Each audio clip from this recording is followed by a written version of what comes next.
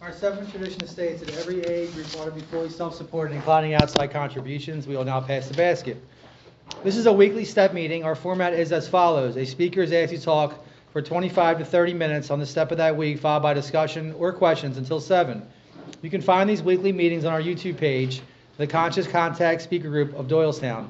Don't forget to smash the like button, subscribe, and share. This brings us to the speaker portion of the meeting.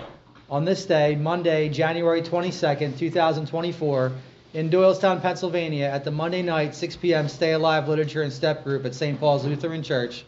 Tonight's speaker is Carolyn, and she will be sharing her experience on steps 8 and 9. Please help me welcome Carolyn. Thank you, Nick. My name is Carolyn, and I am an alcoholic. Hey, Carolyn. And tonight I'll be sharing my experience on steps 8 and 9. And Tom, I know you wanted to do that last week, but I'm here to do it this week. And, made a list of all people that I had harmed and became willing to make amends. And then, made direct amends to such people wherever possible, except when to do so would injure them or others. This step is all, these two steps really are all about like personal relationships, and all the relationships now that I no longer had, and coming in here, and doing steps like 6 and 7 with my sponsor, now I find out I got these defects of character that are glaring, and after doing this 7-step prayer, we move on to 8, and I'm like, okay, I'm ready to go, but like it says here in the book, now we need more action, without which we find that faith without works is dead. So now really things are moving along now, because I'm going through these steps, and if I'm not trying to practice all these other steps in my life, there's no way I can even attempt to do 8 and 9. I made the list, okay, when I did my inventory, so I kind of have my list, and after step 5, I find out a little bit more about myself, okay? So now I have to go out and try to repair this damage that I've caused I've wreaked havoc over my life. And how am I going to go about that, And it's scary, And of course, everything here, that's because I lived in fear, There was fear my whole life, and then, I didn't want to I would shun things because I was so afraid, And but now,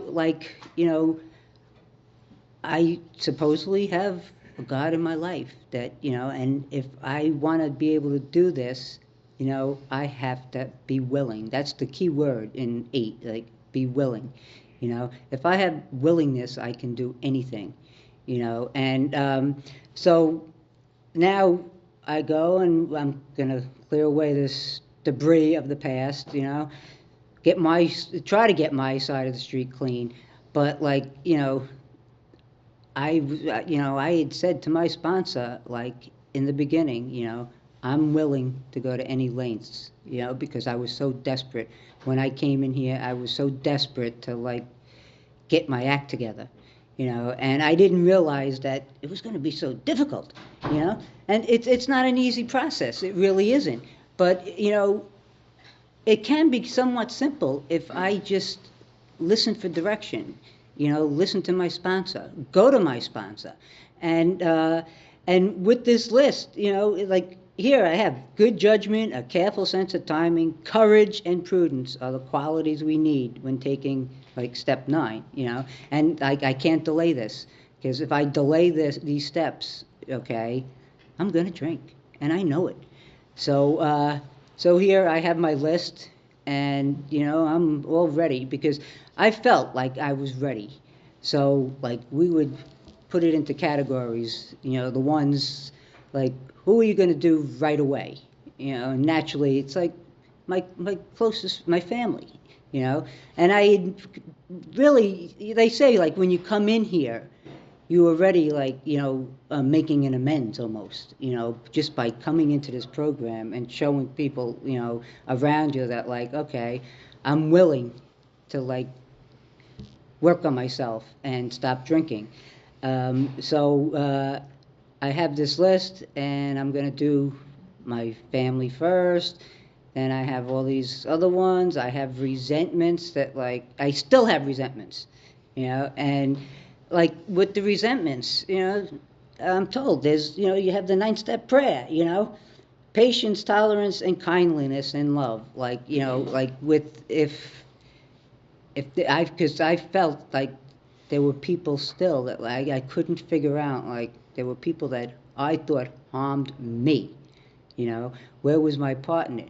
But if I did steps 4 and 5, and I go on and see all my character defects, I realized that, like, I played a part in every single one of these situations, so, and the people that harmed me probably didn't even realize it, even though there are sick people out there, they probably didn't even realize that they played this part, because a lot of what went on up here in my head, that was my imagination, how I perceived things, and a lot of my whole life is, based on how I perceived what supposedly happened to me, and, nobody else around me saw it that way, but, like, I had this perception of what went on in my life and justified why I could drink or needed to drink. So, I start making my amends, and I start naturally, like, with my family, and it comes off fairly well, really well, although, except, my husband didn't really want to hear it. He's just like, just do your thing, and I was like, okay, and that's, I'm told now, like, they're not all going to go well, but I start making these amends, and, like, I'm on fire, I feel like I'm feeling really great, because everything's going good.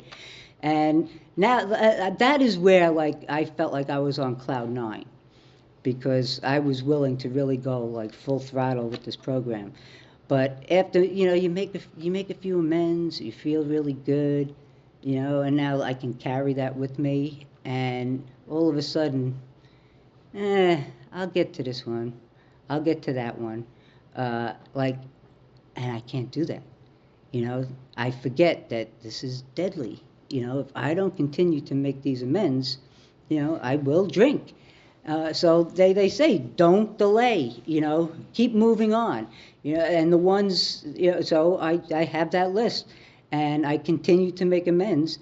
And as time goes on, I think back further and further of people that come up on my list.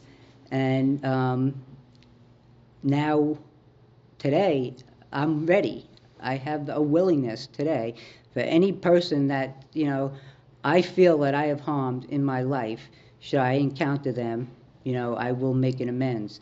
But it doesn't always work out that way. There's people that I really can't make amends to, because they say, if you're going to hurt them, and that was the most difficult thing for me, because I couldn't figure out, like, I want to do the right thing, but, here I am, trying to be all righteous and everything, and I'm not considering the other person again. I'm still thinking of myself, because I want to feel good, and it's not about me anymore.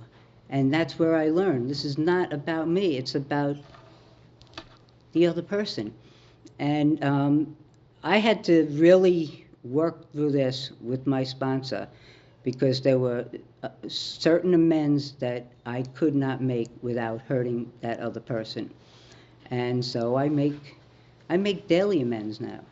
Every day I try to just do the right thing so that, I can make up for my past. I'll never really correct it, but, to live the way I am today is much better than the past.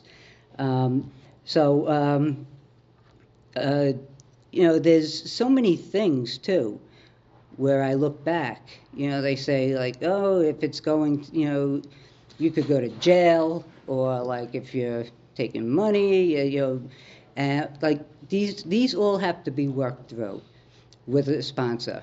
And that's where, like, if you have a good sponsor, you'll have guidance. And that's how I felt, because I had a good sponsor.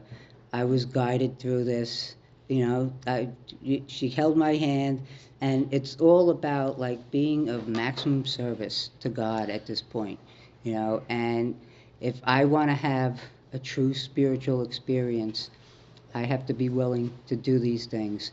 So I move on with my amends, and they come up every day. And I think back now, I'm having issues in with like my son, and I'm thinking, you know, did I ever really make a proper amends to him? You know, and is it that why, like, things aren't going right now, and why I'm not getting to see my grandchild, and this and that, and all of a sudden I'm thinking about me. It's not about me, you know. I need to do the right thing by them. And I had an experience this weekend, and it didn't go right, because I have to constantly be reaching out to God. You know, if I'm not spiritually fit, I will do the wrong thing immediately, and I see it. I will jump all over people because I want to be in control. I want to do my thing, and it doesn't work out that way, because now I feel like crap. I really do. And today it's just all about, like, how can I do the right thing by everybody else? There's so much in the step. That's why I bring my little book here all the time here, because there's just so much. I want to get to, you know, here. The spiritual life is not a theory. We have to live it. And that's what it comes down to. And unless I have the willingness every day to get up in the morning and ask for direction, I'm not going to live. I'm not going to live this life the way I really want to live it. And I have to ask that direction from God every single day, because I live my life, you know, self will run riot. That was my life, my whole life. And it's hard to break these things. But if I want to live every day and get another 24 hours, you know, I have to be willing to do what I'm told in this program. And I have to ask God every day, please give me direction to do the right thing, to say the right thing, because I tend not to say anything, and when I do say something, it's usually the wrong thing, because I let things build up. And that's how I'm not supposed to live my life today. I'm supposed to talk to another person, tell them what's going on. And if I'm not doing these things, then I'm not doing the right thing spiritually, and I'm not doing right by anybody else. And just lost my train of thought. But today, my life is so much easier than it was. I had not had any kind of relationships. That's where I says, this is about relationships. I want to have the best relationship with all my fellow, whether I like you or not. And that's where I have to learn how to live, you know, with acceptance, you know. I can't always agree how everybody else is going to come to me and encounter me. I don't agree with a lot of things, but today I have to be willing to let these things go and just, you know, love and I'll say love, tolerance, and patience sometimes endlessly throughout the day, because that's the only thing sometimes that gets me through. And today my life is so much better, just because of the fact that I'm willing to make all these amends. And I never was willing. I could not even say I was sorry to anybody, right? Except after my sprees, it was just I promise I'll never do it again. I promise, okay? But I have to go face to face with another individual and tell them I was wrong. Okay, I'm wrong. It's about taking responsibility. You know, I never took responsibility for any of my actions throughout my life. And that's where today I have to step up and say where I'm at fault. Whether or not you are, it's none of my business, okay? I'm not here. I'm not here to judge you, you know, how you live your life. I'm not here to say that, like, well, if I'm trying to make my amends and you tell me something I don't like, well, you know, when making amends, the only thing I can do is tell the individual where I'm at fault, where I harm them. And now today, I'll make up little index cards while working with people. And it's the easiest thing. It really helped me a lot because I would go in there ready, you know. This is what I'm going to say. I have to be prepared. And prior to going in, you know, I would get on my knees and I would pray. And I always said the third and the seventh step prayer, you know, always, because I just feel like God just gives me strength, you know, especially in that seventh, you know, go out from here, do your bidding. And that's where you say that before you move on to step 8. And I realized that. I said, I'm getting that strength. And then I go in with my card and I would say what was on that card, you know. A lot of times I would try to memorize it and stuff. And that's where I tell sponsors today, sponsees, that go in with the plan and don't deter from the plan, because when I start thinking, you know, I want to have it go my way, and no matter what is said back to me, you know, that's what they needed to say. I did so much damage, you know, people are hurting, you know, and I have to realize, you know, I made most of the people in my life sick. It was me. It wasn't them. You know, it had nothing to do with them, you know, and I have to realize that they're hurting. And if I can't be there to be of assistance now and try to make these amends, you know, I'll have nobody in my life. And with that, I think that's about it. So I appreciate it. Thank you.